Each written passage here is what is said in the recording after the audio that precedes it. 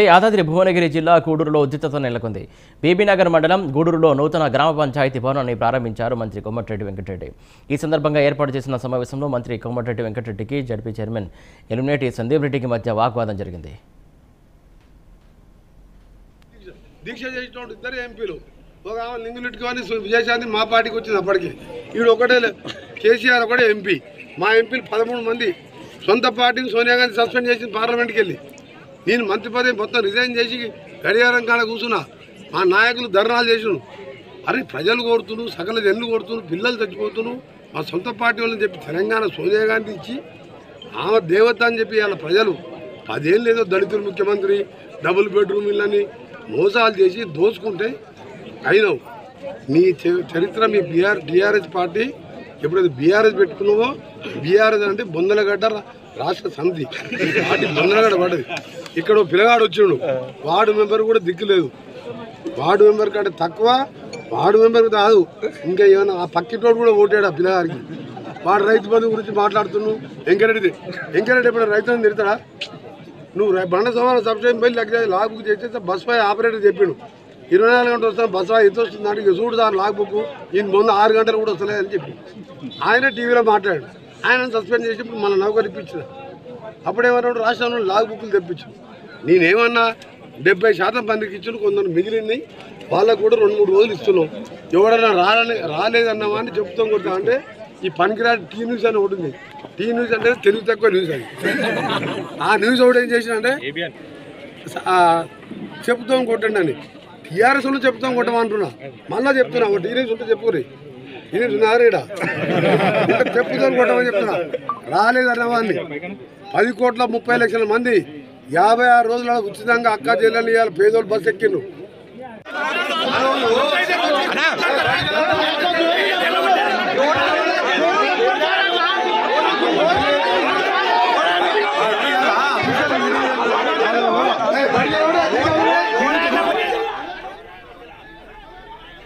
ఈ సమావేశంలో మాట్లాడిన జడ్పీ చైర్మన్ ఎలిమినేటి సందీప్ రెడ్డి కాంగ్రెస్ ప్రభుత్వం ఇస్తానన్న హామీలు నెరవేర్చాలన్నారు. 2 లక్షల రుణమాఫీ, 4,000 పింఛన్, రైతు బంధు హామీలు నెరవేర్చడం లేదని విమర్శించారు.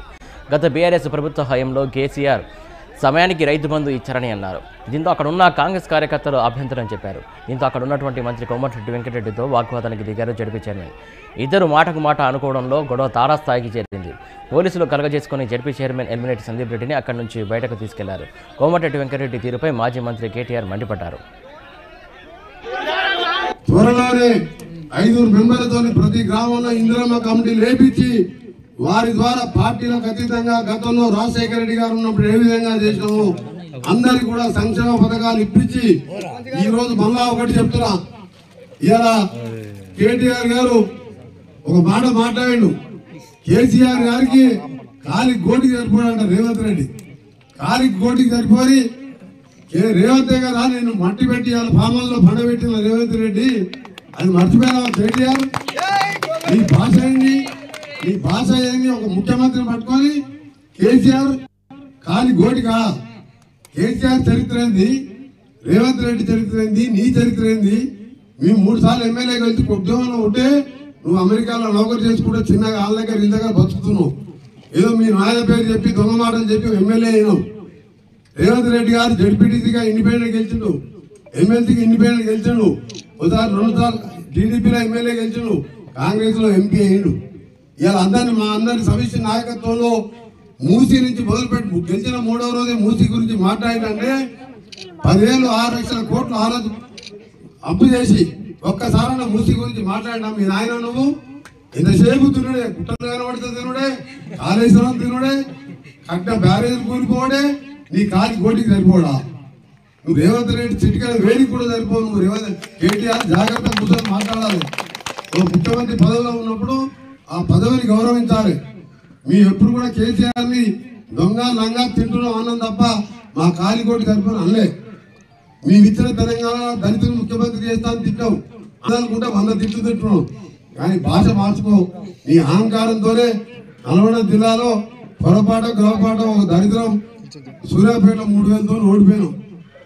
మిగిలిన సీట్లు అని 60, 70, 80,000తో గెలిచినాం. ఇంకా బుద్ధి రాలేదు నల్గొండ చెప్పిన. ఆ బుద్ధి చూసాను బాగా మార్చుకొని ముఖ్యమంత్రి అంటే గౌరవించడం నేర్చుకో. ఇవాళ గెలిచిన 2వ రోజే మహిళలు బస్ ఎక్కిస్తే ఈ 52 రోజులలో 10 కోట్ల మంది ఉచితంగా బస్సులో తిరుగుతున్నారు.